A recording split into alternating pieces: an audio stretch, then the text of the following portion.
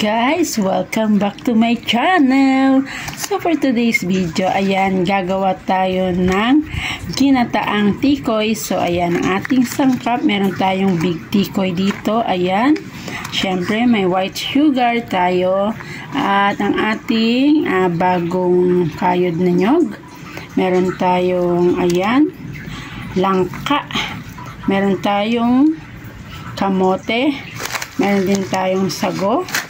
At ang ating saging. And then, meron tayong glutinous rice.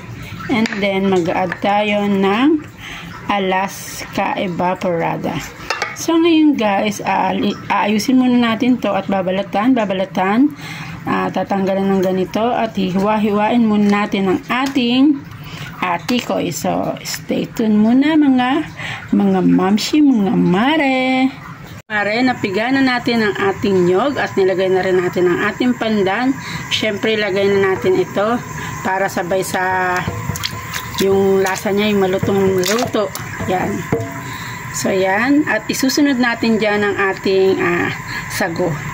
Lalagyan natin ang ating mahiwagang sago.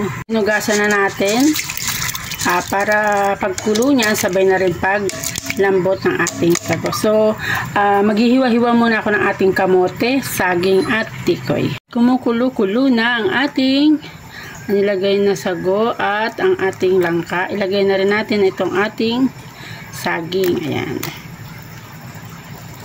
Saging na napakamahal. Ayan. Lang natin para hindi magdikit-dikit ang ating pinakuluan na sago. Sinabay na natin sa pakulo ng ating langka, sago at saging. So, hihiwain pa natin ang ating tikoy. And then, mag-a-add na tayo dyan ng sugar. Wow, ang bango guys kasi may langka na may pandan pa. Yan, oh. Ang bango guys ng ating ginataan tikoy or binignit. Yan, at another na naman na sangkap ang ilalagay natin ang ating tikoy. Ayan. Tikoy, brown nga lang yung tikoy kasi naluto ko na yung violet nung kong hepachoy. So, yan na lang, brown. Madami pa kaming ganyan guys. So, masasayang lang kaya ilagay natin sa ating binignit ang ating tikoy. Yan. Wow. Na rin tayo guys ng ating white sugar. Mga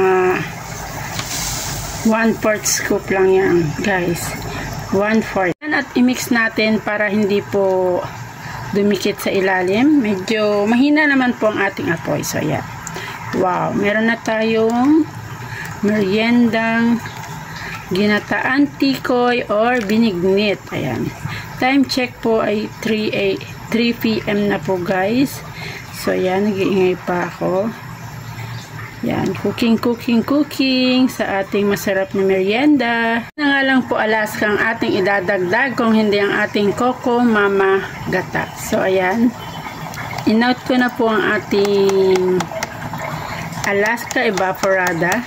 Kasi meron pa pala kaming stock nito. Ayan. Fresh gata. Ilagay na natin ang ating kamote. Susunod natin dyan ang ating bilo-bilo. Ilagay na natin ang ating bilo-bilo. Ayan. Ayan guys. Nako, ready na talaga ang ating merienda. Ayan, isa-isa lang kasi para hindi po siya mag-dikit-dikit. Wow. Sobrang lapot na siya guys. Natunaw ng ating tikoy. Ayan, wow. Ay, meron pa pala. So, ayan. Ang bango. Naglagay din tayo ng pandan flavor. So, ayan.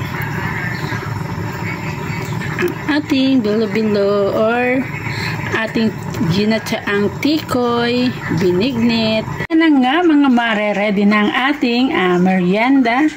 Ang ginataan tikoy or binignit. Ayan po. I hope po nag-enjoy po kayo sa aking video. Maraming salamat po. At kung bago ka lang po sa channel ko, don't forget to like, share, and subscribe. Magandang buhay!